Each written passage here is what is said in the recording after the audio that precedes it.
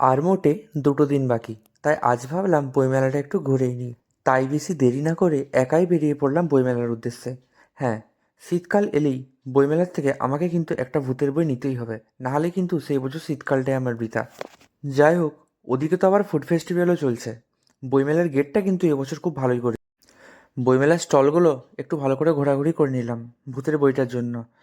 প্রত্যেকবার বইমেলায় এসে আমার এই কনফিউশনটা খুব হয় যে কোন বইটা নেবো আর কোন বইটা ছাড়বো।